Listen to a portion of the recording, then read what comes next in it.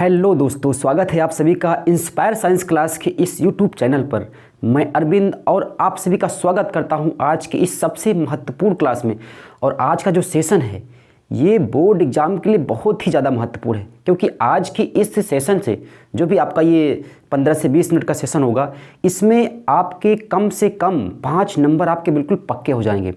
तो बिल्कुल भी इस सेशन को पूरा देखिएगा। आइए शुरू करते हैं। टॉप 10 रिएक्शंस, टॉप 10 अपक्रियाएँ जो कि बार बार आप जो है आपके एग्ज़ाम में पूछी जाती हैं।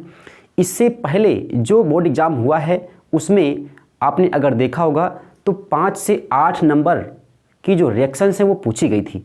तो उन्हीं को हमने ध्यान में रख करके ये कुल मिलाकर के 10 मोस्ट इम्पॉर्टेंट रिएक्शंस को हमने यहाँ पे आपसे शेयर करना चाहा है। तो आइए देखते हैं उन रिएक्शंस के बारे में। एक बार देखिए, सबसे पहले चीज़ आप देखिए, यहाँ देखिए, यहाँ पर कुछ अभिक्रियाओं को हमने यहाँ पे पहले से नोट कर दिया है। अच्छा, सवाल आपको 2 तरह के दिखाई देंगे। दो क्या, मान लीजिए आपको सवाल 3 तरह के दिखाई देंगे। पहला जो टाइप है वो कम पूछता है, वो पूछता है जैसे आपसे पूछ लिया गया कि एस्टरीकरण क्या होता है या हाइड्रोजनीकरण क्या होता है। तो ये जो पहला टाइप है ये तो आपको कम देखने को मिलेगा। लेकिन जो दूसरा सवाल है, अभी हाल ही में जो ट्रेंड हुआ है बोर्ड का, उसने सवाल को जो बनाना शुरू किया है, सवाल पूछता है कि एक अपक्रिया आपको दे देगा और उसमें कहेगा कि इसको कंप्लीट कीजिए, इस अपक्रिया को कंप्लीट कीजिए, इस अपक्रिया को पूरा कीजिए। आधी रिएक्शन देगा, आधी आपको नहीं देगा, ठीक है। और दूसरा टाइप क्या है, देगा क्या होगा जब, ये थर्ड टाइप है, कहेगा कि आपको कह देगा कि क्या होगा जब, मान लीजिए आपको दे दिया कि क्या होगा जब एथिल अल्कोहल की अपक्रिया सल्फ्यूरिक अम्ल से कराई जाती है या सांद्र सल्फ्यूरिक अम्ल की उपस्थिति में एथिल अल्कोहल क्या उत्पाद देता है। तो इस टाइप से पूछेगा रिएक्शन। तो 3 टाइप की आपको रिएक्शन देखने को मिलेगी। तो हम यहाँ पर तीनों टाइप की चर्चा करने वाले हैं। इन 10 रिएक्शंस को बिल्कुल ध्यान से देखिए, दिमाग में सेट कर लीजिए, इसको रटने की ज़रूरत नहीं, विद ट्रिक के साथ में समझिए इसको। आइए शुरू करते हैं। आइए देखिए, सबसे पहली चीज़, किसी भी रिएक्शन को सॉल्व करने से पहले, अच्छा, आपको ज़्यादातर आपको जो मिलेंगी रिएक्शन वो ऑर्गेनिक की होंगी। कौन सी होंगी? ऑर्गेनिक केमिस्ट्री की होंगी। तो सबसे पहली चीज़ आप देखिएगा, यहाँ देखिए, सबसे एक नोट डाल करके कुछ पॉइंट को लिख लीजिए, नोट डालकर कुछ पॉइंट को लिख लीजिए। सबसे पहली चीज, अगर आपके पास में कार्बन है, क्या है आपके पास में, अगर कार्बन है तो कार्बन को जब भी आप जलाएंगे C+O2, जलने के लिए हमेशा O2 मददगार होती है। तो देखिएगा C+O2 क्या बनेगा, ये बनेगा CO2। किसी भी यौगिक में अगर कार्बन है, अगर उसको जलाओगे तो क्या बनेगा, CO2 बनेगा। क्या बनेगा? CO2 बनेगा। और CO2 क्या है यहाँ पे, CO2 है कार्बन डाइऑक्साइड। अगर मान लीजिए आपके पास में कार्बनिक यौगिक है, उसमें कार्बन और प्लस में आपके हाइड्रोजन भी है, फॉर एग्जांपल मेथेन, कौन सा, मेथेन एक यौगिक लिया हमने और इसको हमने क्या किया, इसको हमने जलाया, ऐसे O2 जला दिया। तो देखिए, अगर इसमें कार्बन है तो CO2 बनेगा और अगर हाइड्रोजन है तो H2O बनेगा। क्या बनेगा? H2O बनेगा। एक और एग्जाम्पल देखिए, मान लीजिए आपके पास में ये देखिए एथिल अल्कोहल है, क्या है, एथिल अल्कोहल है, और इसको भी हमने यहाँ पे जला दिया। तो देखिएगा इसके पास कार्बन कितने हैं, 1 2, 2 कार्बन है तो 2 CO2 बन जाएगा। बिल्कुल आंख खोल कर आप लिख सकते हैं, आंख मूंद कर कभी लिखना नहीं भैया। देखिए, आइए देखिए, देखिए 2 कार्बन थे, 2 CO2 बना। अच्छा, अब आप तुरंत इसमें क्या लिख देंगे, H2O लिख देंगे। अच्छा, रिएक्शन को बैलेंस करना एक अलग चीज़ है, रिएक्शन को लिखना एक अलग चीज़ है। रिएक्शन को कंप्लीट करिए आप, उसको बैलेंस करने के लिए नहीं कहेगा वो एक अलग आपका टॉपिक रहेगा, ठीक है। चलिए, तो यहाँ पे आपका बन गया। अच्छा, साथ में जब भी आप किसी चीज़ को जलाते हैं तो आपको हीट मिलती है। क्या मिलती है? हीट आपको ऊष्मा के रूप में प्राप्त होती है। यहाँ पर भी अगर आप कार्बन को जलाओगे तो आपको हीट प्राप्त होगी। तो ये बेसिक चीज़ें हैं, इनको आपको बिल्कुल समझना पड़ेगा, ठीक है। जब भी आप किसी कार्बन को जलाओगे तो CO2 प्राप्त होगा। अगर उस कार्बन के साथ में हाइड्रोजन भी है तो CO2 + H2O प्राप्त होगा और साथ में ऊष्मा आपको प्राप्त होगी। आइए, अब हम शुरू करने वाले हैं आज के इस विशेष टॉपिक को शुरू करने वाले हैं। तो आइए देखते हैं, इसको मिटा देते हैं। सबसे पहली चीज़ यहाँ देखिए, ये रिएक्शन बहुत ही ज़्यादा महत्वपूर्ण क्यों है, क्योंकि हमने जो देखा है, एनालिसिस किया है, कई बार बोर्ड में पूछा गया है। 2 टाइप से पूछता है, इसको बिल्कुल समझ लीजिए। पहले यहाँ पर जो KMnO4 है ये कैसा है, ये क्षारीय है। यहाँ पे जो K2Cr2O7 है ये आपका अम्लीकृत है। और ये दोनों क्या हैं, दोनों ऑक्सीकारक हैं, दोनों ऑक्सीकारक हैं। क्या है? दोनों ऑक्सीकारक हैं। एग्जाम में सवाल आया था कि, पहला सवाल ये आया था, ऐसी रिएक्शन दिया गया था, पूछा था कि इसमें जो क्षारीय KMnO4 है वो क्या कार्य कर रहा है। वो क्या कार्य कर रहा है या किसकी तरह व्यवहार कर रहा है, तो वो आक्सीय कारक की तरह व्यवहार कर रहा है। ठीक है, आक्सीय कारक की तरह व्यवहार कर रहा है। अब देखिए ये क्या काम करेगा भैया, यहाँ देखिएगा, जितने भी आक्सीय कारक होते हैं वो किसी भी यौगिक में ऑक्सीजन को जुड़वाते हैं, ठीक है, और हाइड्रोजन को बाहर निकलवाते हैं। ये बात ध्यान रखिएगा। चलिए यहाँ पे दो, या तो आप क्षारीय KMnO4 और प्लस में ये जो सिंबल दिख रहा है ये हीट का है, ऊष्मा का है, समझिए अभी याद हो जाएगा, ये बिल्कुल याद हो जाएगा। क्षारीय KMnO4 हो साथ में ऊष्मा हो, या अम्लीकृत K2Cr2O7 हो साथ में ऊष्मा हो, तो चाहे जो एल्कोहल हो, कोई भी एल्कोहल हो, कोई भी एल्कोहल हो, ठीक है, वो उसी कार्बन संख्या के बराबर वाले, उसी कार्बन संख्या के बराबर वाले आपका एसिड बनाएगा। क्या बनाएगा? एसिड बनाएगा, कार्बोक्सिलिक एसिड बनाएगा। देखिए अब बिल्कुल बिल्कुल आसान है। देखिए यहाँ पर कितने कार्बन है, 1 और 2, 2 कार्बन है, और ये KMnO4 क्या करेगा, या K2Cr2O7 क्या करेगा, ये अम्लीकृत है, क्षारीय है, ये सिर्फ इसको एक क्या देगा, इसको सिर्फ एक ऑक्सीजन देगा। क्या देगा? ऑक्सीजन देगा। देखिए एक कार्बन हो गया CH3 COOH। ये क्या बना, ये क्या बना, ये बना एथेनोइक अम्ल, या इसी को बोलते हैं एसिटिक अम्ल। क्या बोलते हैं? एसिटिक अम्ल बोलते हैं। तो आपको ये उत्पाद प्राप्त हुआ। ध्यान रखिएगा, ये आपको प्राप्त हुआ, यहाँ से ये प्राप्त हुआ, इसको आप साफ साफ लिख लीजिएगा, ये आपको प्राप्त हुआ एसिटिक अम्ल। तो एथिल अल्कोहल से क्या बना? एसिटिक अम्ल बन गया। अच्छा मान लीजिए आपके पास में यहाँ पे एथिल अल्कोहल ना होकर के मान लीजिए मेथिल अल्कोहल था। क्या था? मेथिल अल्कोहल था। समझिएगा, इधर देखिए, यहाँ देखिए CH3OH था। क्या था? CH3OH था। और हमने सेम यहाँ पे यही क्षारीय एसिडिक या आपका जो है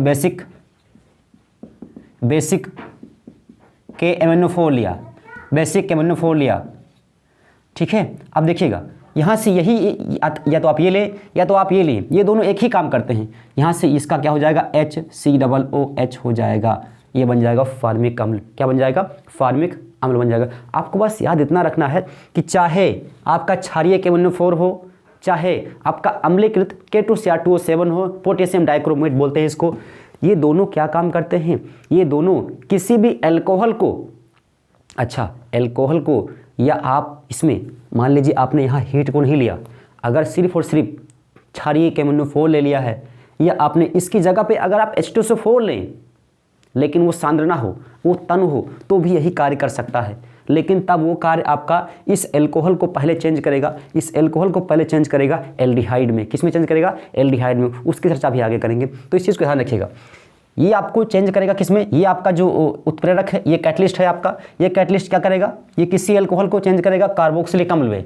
अगर ये एथिल अल्कोहल है तो क्या बनेगा? एसिटिक अम्ल। अगर ये मेथिल अल्कोहल है तो क्या बनेगा? फार्मिक अम्ल बन जाएगा। ध्यान रखिए इस चीज़ को, ठीक है। आइए इसको देखिए, ये जो रिएक्शन है ये कहलाती है हाइड्रोजनीकरण। क्या कहलाती है? हाइड्रोजनीकरण। और ये एक विधि है, और ये एक विधि है किसी भी वसीय वनस्पति तेल से वनस्पति घी के निर्माण की। क्या है? वनस्पति तेल से वनस्पति घी के निर्माण की। यहाँ पे जो निकिल है ये उत्प्रेरक है, और नीचे क्या है? हाइड्रोजन है। जब भी किसी तीर के ऊपर आपको निकिल दिखाई दे, क्या दिखाई दे? निकिल, और उस यौगिक के प्लस में या उसके तीर के नीचे H2 लिखा हो, तो आप समझ जाइए क्या वहाँ पे है? वहाँ पे हाइड्रोजनीकरण है। अच्छा अब ध्यान से देखिएगा, ये निकिल क्या करता है? ये निकिल इसका करता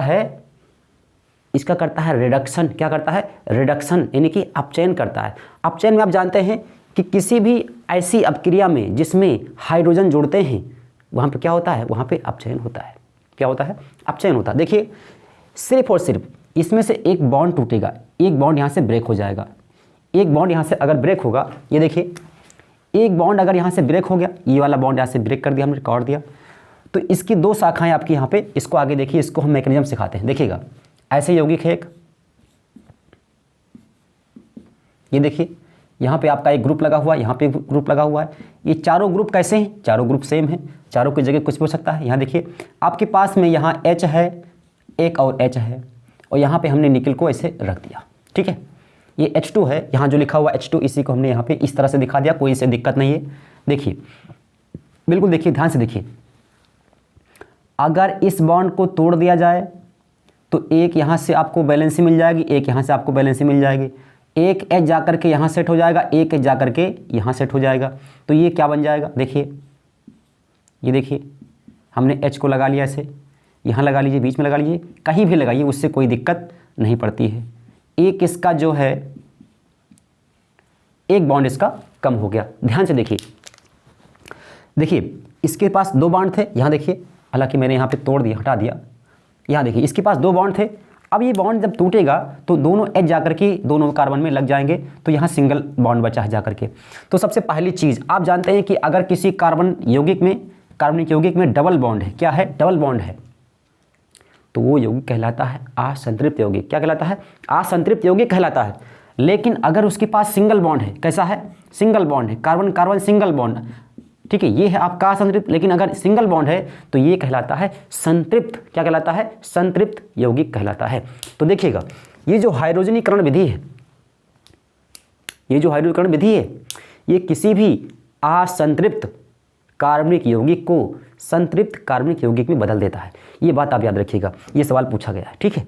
तो ये चीज़ ध्यान रखिएगा, इसका काम। अब इसको आप देखिएगा, यहाँ देखिए, इसको ऐसे लिख लीजिए, देखिए ये ऐसे हो जाएगा आपका, एक कार्बन यहाँ से एक बॉन्ड बचेगा, ये टूट गया, हमने एक H यहाँ पे लगा दिया, बाकी के ग्रुप वैसे के वैसे आप लगा दीजिए। अच्छा, इस R की जगह पे यहाँ देख लीजिएगा, R की जगह पे आपका कोई भी एल्किल ग्रुप हो सकता है, कोई भी एल्किल समूह हो सकता है। एल्किल समूह का मतलब जैसे R की जगह पे आपका CH3 हो सकता है, आपका CH3 CH2 हो सकता है, यहाँ पे एक बॉन्ड लगा लीजिएगा। आपका इनमें से कोई भी हो सकता है, और भी इसके अतिरिक्त हो सकते हैं, क्योंकि आप जानते हैं कि तेल की जो चेन होती है, उसकी जो केमिकल की श्रृंखला होती है वो बहुत ही लंबी होती है, ठीक है। आइए अगला देखते हैं। देखिए आपकी क्वेश्चन नंबर रिएक्शन नंबर 1 हो गई, 2 हो गई, 3 पे आइए। देखिए यहाँ पे ये जो मेथेन है, ये क्लोरीन सूर्य के प्रकाश की उपस्थिति में ये कार्बन इस जो है इस मेथेन से एक H को, हाइड्रोजन को निकालती रहती है। इसका मतलब क्या हुआ कि कार्बनिक यौगिक का क्लोरीनेशन हो रहा है। क्या हो रहा है, क्लोरीनेशन हो रहा है। इस रिएक्शन को बिल्कुल आप देखिए, समझ करके इधर समझिएगा, इसको देखिए, इसको बता देते हैं, क्लोरीनेशन, ठीक है। यहाँ देखिए मेथेन का क्लोरीनेशन हो रहा है। हालांकि यौगिक आपका जो बनेगा, यहाँ पर दिखा देते हैं आपको, पहले यौगिक देखिएगा CH3Cl और प्लस में HCl बनेगा। क्या बनेगा, HCl बनेगा। लेकिन इसको और देखिए, ध्यान से देखिए, ये देखिए आपके पास में क्या है, मेथेन है और प्लस में Cl2 है। यहाँ ऊपर क्या है, ऊपर आपका सनलाइट है। ये अभिक्रिया हमेशा प्रकाश की उपस्थिति में ही होती है, अंधेरे में अभिक्रिया ये नहीं होती। तो देखिए Cl2 क्या करेगा, इस मेथेन से सबसे पहले, अच्छा इस रिएक्शन को हालांकि आपको बहुत डिटेल में नहीं पढ़ना, लेकिन आपको सिखा देते हैं। देखिएगा सबसे पहले इस मेथेन को समझिए, ये देखिए इसका एक जो है बॉन्ड टूटेगा, इसके पास एक आ गया, ये बनेंगे मूलक। क्या बनेंगे, ये मुक्त मूलक बन जाएंगे, फ्री रेडिकल्स बन जाएंगे, ठीक है। और क्लोरीन को आप जानते हैं कि इसको ऐसे लिख सकते हैं, Cl2 और Cl2, और ये भी टूट जाएगा। तो देखिएगा क्लोरीन के पास एक चला गया इलेक्ट्रॉन, और यहाँ चला गया इसके पास में एक इलेक्ट्रॉन। ये होती है रिएक्शन मुक्त मूलक अपक्रिया भी इसे कहते हैं। तो देखिए एक मुक्त मूलक जाएगा, क्लोरीन से जुड़ जाएगा ऐसे, और ये बन जाएगा HCl। क्या बन जाएगा, HCl। और जो ये बचा है ये जाकर के यहाँ इससे लग जाएगा, ठीक है। अब जब ये इससे लग जाएगा तो क्या बन जाएगा, आपका बन जाएगा CH3Cl बन जाएगा, ठीक है। क्या बन जाएगा, CH3Cl बन जाएगा। इसे बोलते हैं क्लोरोमेथेन। क्या बोलते हैं, क्लोरोमेथेन बोलते हैं। ये रिएक्शन अभी ख़त्म नहीं होती है, ये रिएक्शन अभी ख़त्म नहीं होती। इसको आगे और देख लीजिए, आगे इसको और देख लीजिएगा, समझिए इसको। सबसे पहले क्या हुआ, आप देखिए CH4 और प्लस में Cl2, ये बना आपका जा करके CH3Cl और प्लस में HCl।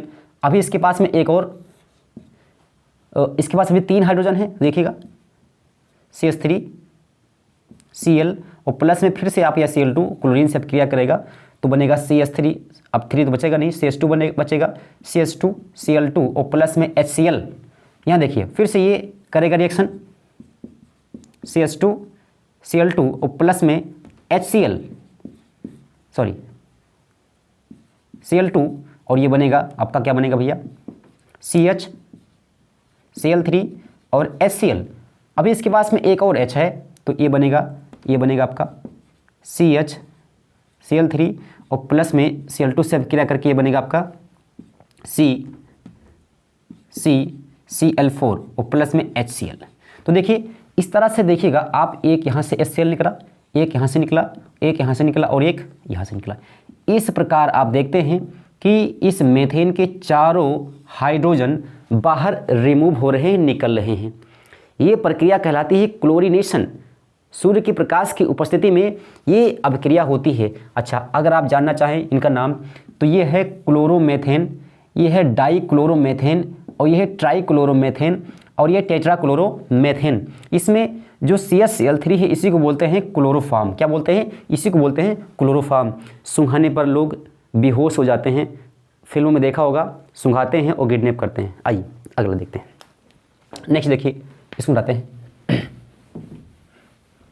चलिए अगली रिएक्शन देखिएगा। अगली है एथेनॉल की सोडियम के साथ में अभिक्रिया। ये अभिक्रिया भी आपकी मोस्ट इंपॉर्टेंट है, बहुत ही ज़्यादा इंपॉर्टेंट है। आइए इसको बिल्कुल समझते, ध्यान देखिएगा, इसको ध्यान से देखिएगा। कई बार ये रिएक्शन पूछी गई है। आपके पास में एथेनॉल है, देखिए यही तो एथेनॉल है, C2H5OH है कि नहीं? यही तो है एथिल अल्कोहल, और एथिल अल्कोहल को ही बोलते हैं एथेनॉल। ठीक है, देखिएगा C2H5OH है आपके पास में, और क्या है आपके पास में? सोडियम है। क्या है? सोडियम है। अच्छा, एक चीज़ समझिएगा, जितने भी एल्कोहल होते हैं वो अम्ल के जैसा व्यवहार करते हैं। कैसा व्यवहार करते हैं? अम्ल के जैसा व्यवहार करते हैं। क्यों? क्योंकि ये H+ यहाँ से दे सकते हैं, यहाँ से H+ बाहर निकल सकता है, और इसीलिए अम्ल। वे सभी कार्बनिक यौगिक जो H+ डोनेट कर सकते हैं वे अम्ल कहलाते हैं। आपने पहले से ही पढ़ रखा होगा। आइए देखिए, यहाँ पे एक धातु है और दूसरा क्या है? अम्ल है। मान लीजिए अम्ल है, 2 मिनट के लिए ये अम्ल है और ये धातु है। तो आपने पढ़ रखा है कि कोई भी अम्ल जब भी किसी धातु से क्रिया करता है तो क्या बनता है? तो बनता है एक लवण और हाइड्रोजन गैस रिलीज होती है।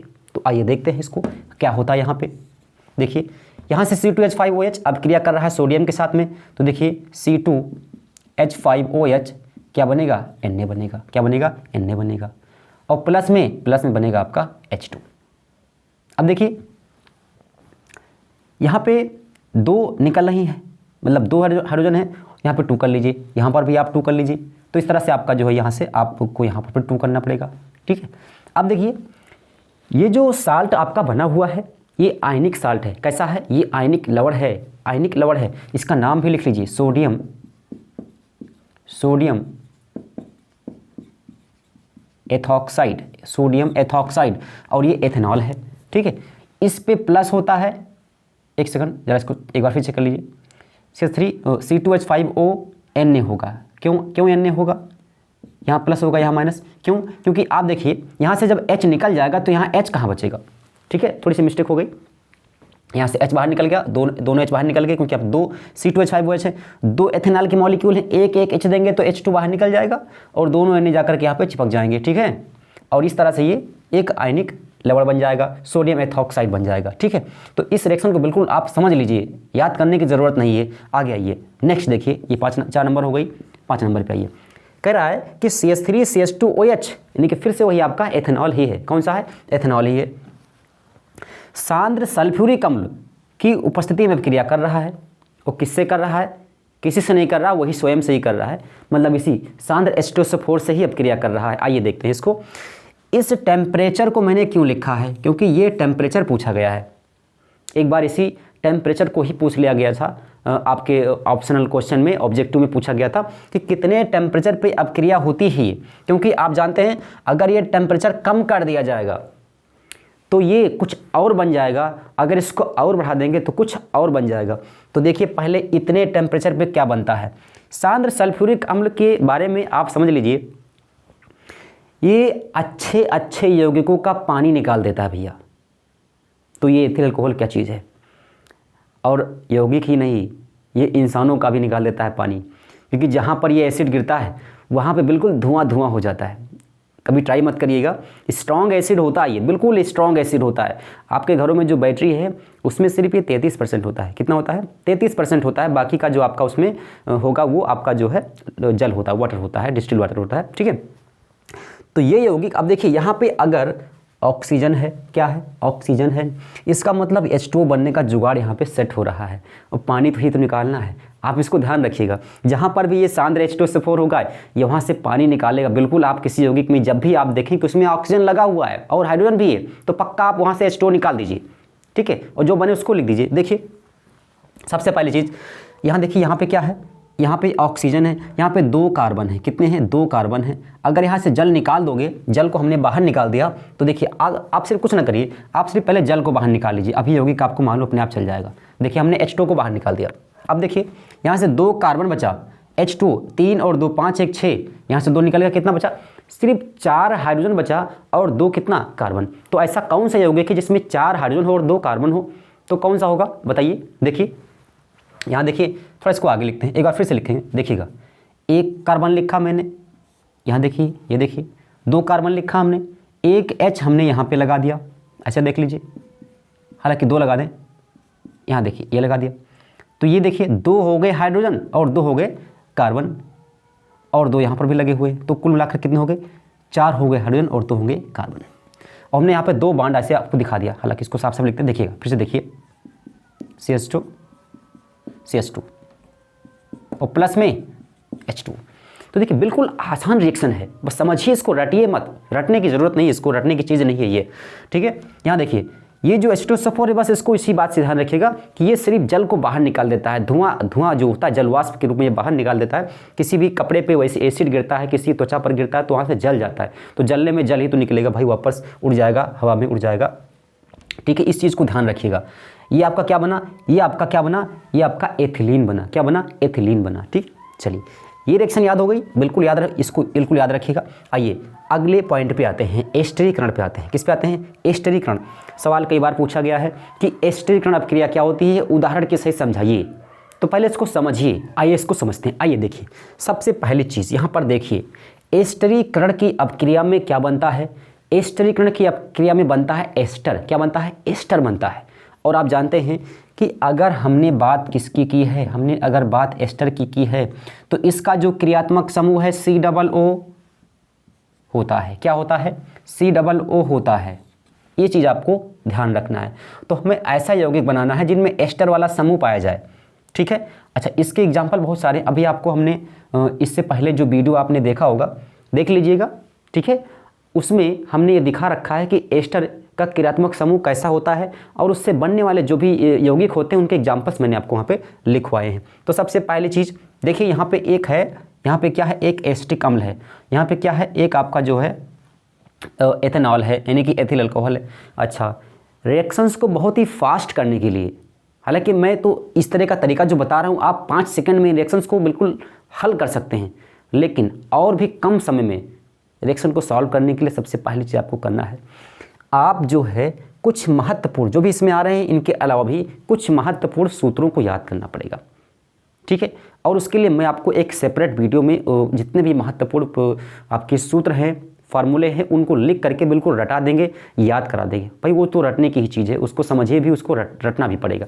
आइए इसको देखिए, तो जब भी एसिटिक अम्ल या एथेनोइक अम्ल आपका एथेनॉल से अपक्रिया करता है किसी अम्ल की उपस्थिति में, तो आपका जो है एस्टर बनता है।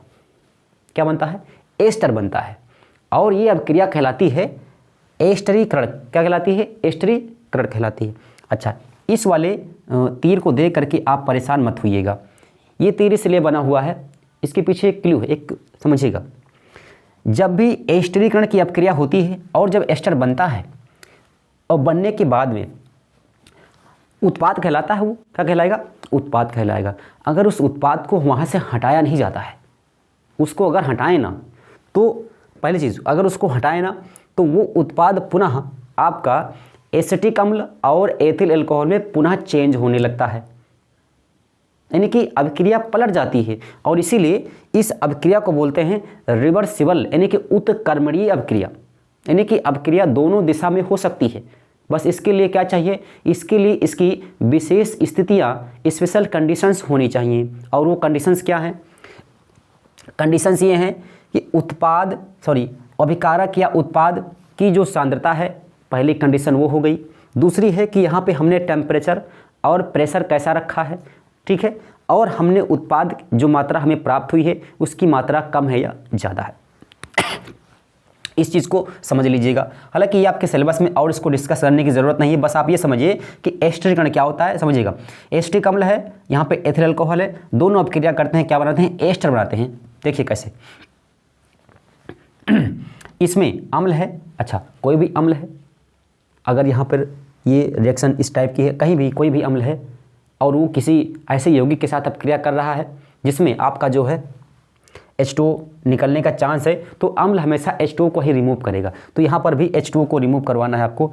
आप OH यहाँ से ले लीजिए या OH यहाँ से ले लीजिए, आप H कहीं से भी ले सकते हैं। हालांकि यहाँ से H निकालना आसान रहता है, तो यहाँ से H निकालेंगे, यहाँ से OH निकालेंगे और आपका पूरा कंपाउंड एक ही में सेट कर देंगे। देखिए कैसे, देखिएगा CH3 हो गया, ठीक है, C हो गया, ये वाला CH3 हो गया, ये C हो गया। आगे देखिए हमने यहाँ से O लगा दिया, ठीक है। उसके बाद में एक और O है आपका, देखिएगा ऐसे, ये वाला O हो गया। हालांकि इसको यहाँ मत लगाइए, इसको यहाँ लगाइए, देखिएगा इसमें लगाइए।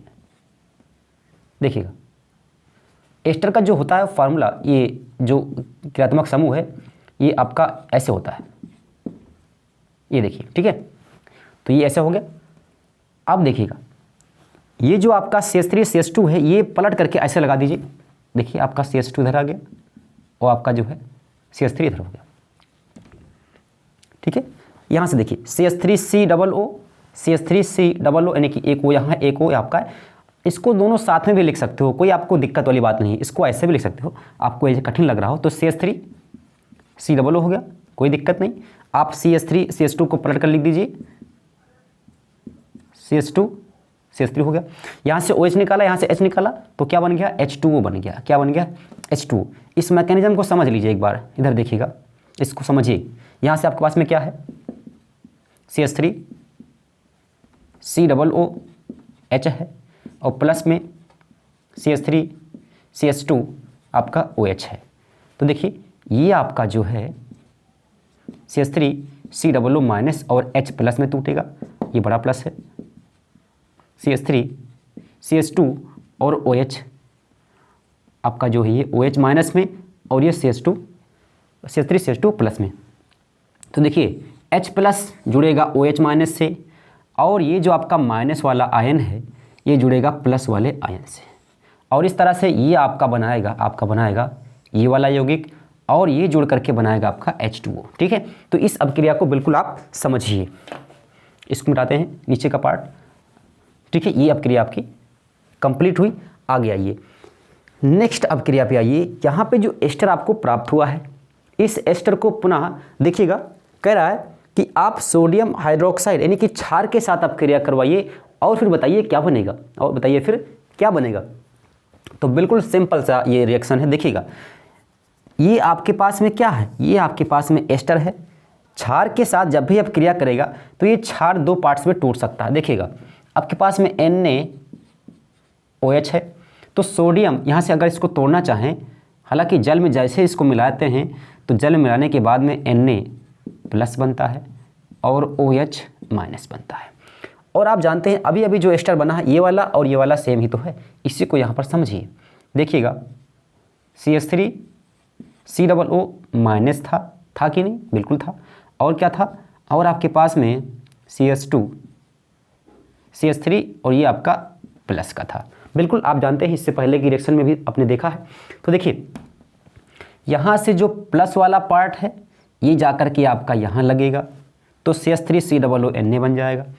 माइनस वाला पार्ट यानी कि OH माइनस जा करके यहाँ लगेगा, तो देखिएगा अगर जब यहाँ लगेगा तो CH3 COO Na बनेगा और इससे आपका बनेगा CH3 CH2 OH बनेगा। बिल्कुल आसान है कि नहीं, देखिए बिल्कुल आसान है। सोडियम एसीटेट बन जाएगा और ये आपका बन जाएगा एथिल एल्कोहल बन जाएगा, ठीक है। तो ये दोनों आप समझिए इसको। अब रिएक्शन को लिखते हैं पूरा, देखिएगा बिल्कुल समझते चलिए, इसको मिटाते हैं। देखिएगा हमने रिएक्शन आपको समझा दी, तो देखिए आपका बनेगा CH3COONA और प्लस में CH3CH2OH बनेगा। ये क्या है? सोडियम एसीटेट है, ये सोडियम एसीटेट है और ये आप जानते हैं, ठीक है। चलिए ये रिएक्शन बिल्कुल आपको समझ में आ गई होगी। इसमें से कोई भी रिएक्शन अगर आपको समझ में ना आए तो बिल्कुल आप कमेंट में बताइए कि किस नंबर की रिएक्शन आपको समझ में नहीं आई है। आप बताइएगा उसको हम फिर से पुनः किसी अन्य वीडियो के माध्यम से आपको फिर से उसको हम बताने की कोशिश करेंगे, बिल्कुल कोशिश करेंगे। आइए अगली रिएक्शन पर देखते हैं वो कैसे आपकी सॉल्व होगी। आइए नेक्स्ट रिएक्शन की ओर देखते हैं, अगली रिएक्शन कैसे सॉल्व होगी। देखिएगा इस रिएक्शन को देखिए, 8 नंबर रिएक्शन, ये 7 नंबर हो गई, 6 नंबर हो गई, आपकी रिएक्शन जो 8 नंबर है। देखिए यहाँ पे एस्टिक अम्ल है, क्या है? एस्टिक अम्ल है और आपका जो है यहाँ पे एक क्षार है, सोडियम हाइड्रोक्साइड क्षार है।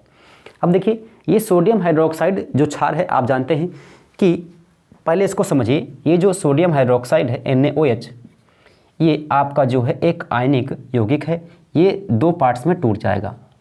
कोई भी अम्ल या क्षार जब किसी अम्लीय माध्यम में जाता है तो वो टूटने की कोशिश करता है और टूटता है तभी रिएक्शन होती है। कोई भी अम्ल हो, कोई भी क्षार हो, वो अपने आयनों में टूटेगा तभी रिएक्शन होगी। तो सबसे पहला काम आप करेंगे कि किसी भी अम्ल या क्षार जो भी यहाँ पे स्थित सोडियम हाइड्रोक्साइड, इसको तोड़ देंगे Na+ में और ये OH- में। ये काम मैंने कर लिया, ठीक है। अब देखिए CH3COOH है, क्या है? CH3COOH है। इसको भी आप तोड़ने की कोशिश करेंगे क्योंकि ये अम्ल की तरह व्यवहार करता है। ये कैसा व्यवहार करता है? अम्ल की तरह व्यवहार करता है। ये क्षार हो गया और ये क्या हो गया? ये अम्ल हो गया। ये क्या है? ये आपका क्षार है और ये क्या है? ये आपका अम्ल है। तो अम्ल को भी तोड़िए, CH3COO+ हो गया और ये ये माइनस हो गया और ये प्लस हो गया, ठीक। अब देखिए आप जानते ये क्या है आपका? ये आपका अम्ल की तरह व्यवहार करेगा, यानी कि एसिटिक अम्ल है। जब भी कोई क्षार किसी अम्ल से अपक्रिया करता है तो वो अपक्रिया कहलाती है उदासीनीकरण अपक्रिया। आपने इससे पहले पढ़ रखा है। और यहाँ पे जब भी आप अम्ल क्षार से अपक्रिया करवाते हैं तो लवण और जल प्राप्त होता है। तो देखिए करवाते हैं रिएक्शन को, यहाँ से OH- और यहाँ से H+ दोनों मिलेंगे तो आप जानते हैं, बिल्कुल आप जानते हैं, H2O प्राप्त होगा।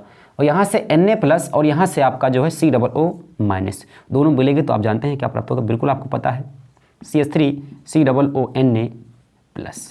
ये आपका एक साल्ट है, यानी कि लवण है, और ये आपका जल है। तो इस तरह से आपको प्राप्त हो गया।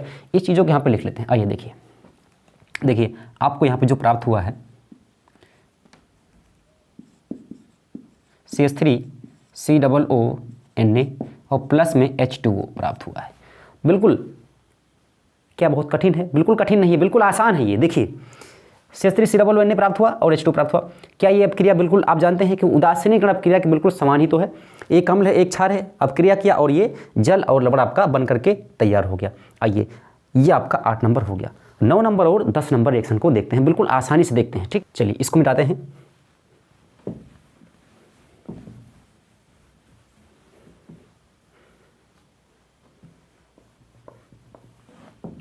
चलिए ये दोनों रिएक्शन आपके सिलेबस की सबसे मोस्ट इंपॉर्टेंट रिएक्शन है, बार बार पूछी जाती हैं, तो इनको ध्यान से समझिएगा, थोड़ा सा ध्यान दीजिएगा।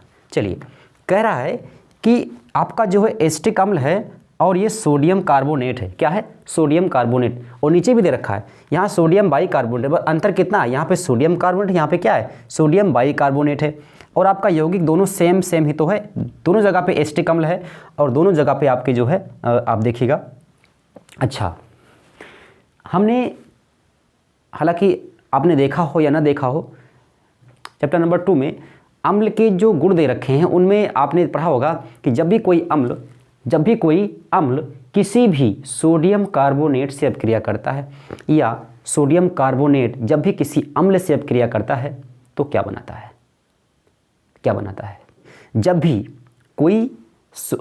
भी कोई अम्ल सोडियम कार्बोनेट से अपक्रिया करता है, या यूँ कह लें कि सोडियम कार्बोनेट जब भी किसी अम्ल से अपक्रिया करता है तो क्या बनाता है? सबसे पहली चीज़ अब देखिएगा बनाने के लिए, तो ये बना सकता है आपका, क्या बना सकता है? ये सोडियम एथॉक्साइड भी बना सकता है, क्योंकि यहाँ पे सोडियम है और ये अम्ल है। H+ यहाँ से बिल्कुल आप जानते हैं कि एसिटिक अम्ल टूटेगा तो टूटने का बस उसका एक ही तरीका है कि वो H+ को रिलीज कर दे और अपना आप जो है एसिटेट आयन में बना रह जाए। ये इसका सबसे मुख्य तरीका है टूटने का, और इसके अलावा कोई तरीका इसका नहीं है, बस एक ही तरीका है। इसके और तरीके जो हैं उसमें टूटेगा नहीं, बिल्कुल इसके दोनों क्या नाम है CO2 निकल जाएंगे बाहर, फिर मेथेन बनेगा। क्या बनेगा? मेथेन बनने का तरीका वो आपके सिलेबस के बाहर है, ठीक है, वो 12th के सिलेबस में है, ठीक है। तो सबसे आसान तरीका यहाँ तोड़ने में क्या है, सबसे पहली चीज़ देखिएगा। अच्छा, पर जान लीजिए क्या बनता है सोडियम एसिटेट और प्लस में CO2 बनता है। क्या बनता है? यहाँ से जो CO3 है, यहाँ से CO2 निकल जाएगा, इसका जो एक आपका जो O बचेगा वो यहाँ से 2H निकल करके बना लेंगे बना लेंगे आपका जो है H2O। क्या बना लेंगे? H2O बना लेंगे। आइए शुरू करते हैं। देखिए इसको पहले समझ लीजिए, एक बार रिएक्शन को देख लीजिए फिर समझिए। देखिए आपका बनेगा CH3COO Na, सोडियम एसिटेट हो गया, और प्लस में CO2 और प्लस में H2O बनेगा। क्या बनेगा? H2O। रिएक्शन कैसे हुई इसको समझिए। Na2CO3 है। सबसे पहली चीज़ ये टूटेगा 2Na प्लस में और CO3 -2 में टूट जाएगा, ठीक है, ये टूट जाएगा। अच्छा अब देखिए यहाँ पे 2Na है तो यहाँ पे तो एक ही है, तो इसको बैलेंस भी कर सकते हो आप। यहाँ पे 2 लगा लीजिए, ठीक, बैलेंस हो गया। यहाँ पे CO2 बन गया, यहाँ से H2 निकल गया। अच्छा ये आपको प्राप्त हुआ।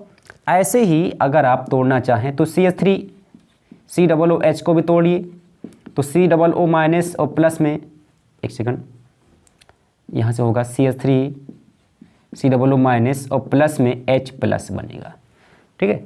तो अब देखिए ये माइनस का ये जो प्लस का आयन है ये माइनस के आयन से जुड़ेगा, और H+ आयन यहाँ से अब ये फिर टूटेगा, एक बार टूटेगा तो CO2 निकल जाएगा, और आपका जो ये यहाँ से जो एक ऑक्सीजन बचेगा वो जा करके H से लगेगा और H2 आपको प्राप्त हो जाएगा। इसकी मैकेनिज्म आपके सिलेबस के बाहर है, आपके लिए डीप हो जाएगा, इसलिए इसके और डिटेल में जाना अच्छी बात नहीं है, ठीक है। आइए सबसे पहली चीज़ आपने देख लिया कि CH3COONA plus CO2 plus H2 बनेगा। यहाँ से CO3 भी टूटेगा, CO2 और किस में टूटेगा, एक ऑक्सीजन अलग निकलेगा और H जोड़कर क्या बनाएगा, H2O बनाएगा।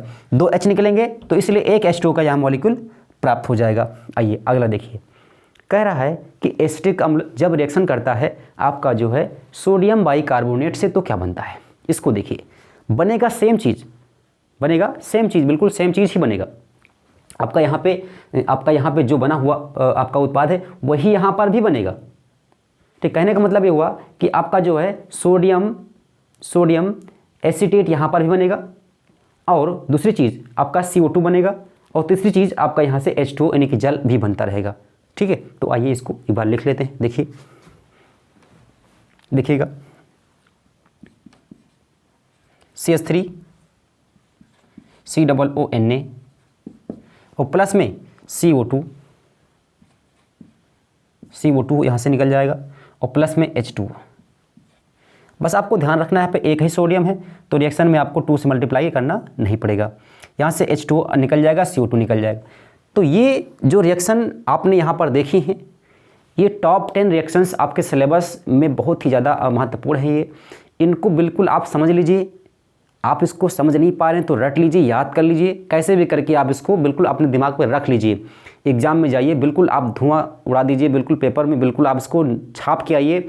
आपको बिल्कुल ये याद करना चाहिए, क्योंकि 5 से 8 नंबर आपके यहाँ से बिल्कुल क्लियर हो जाएंगे, ठीक है, बिल्कुल क्लियर रहेंगे। तो इसको याद करिए। और इसके बाद हम ऑर्गेनिक केमिस्ट्री के कुछ महत्वपूर्ण फार्मूलों को याद करने की ट्रिक आपको बताएंगे, और बिल्कुल आप उसको 10 मिनट में पूरे फार्मूलों को कम से कम 50 से लेकर के 60 फार्मूलों को हम याद करवा देंगे, जिससे कि कोई भी रिएक्शन अगर आएगी तो बनने वाला उत्पाद अगर आपको पता है तो उसको आप लिख पाएँ, ठीक है। तो मिलते हैं नेक्स्ट क्लास में। वीडियो को देखिए, शेयर करिए, चैनल को सब्सक्राइब करिए, जिससे कि आपका ये परिवार बढ़े, और मैं और इससे भी अच्छी वीडियोज़ आपको पहुंचाता रहूं, जिससे कि आप अपने एग्ज़ाम की तैयारी और अच्छे बेहतर तरीके से कर पाएँ, ठीक है। मिलते हैं नेक्स्ट वीडियो में। धन्यवाद।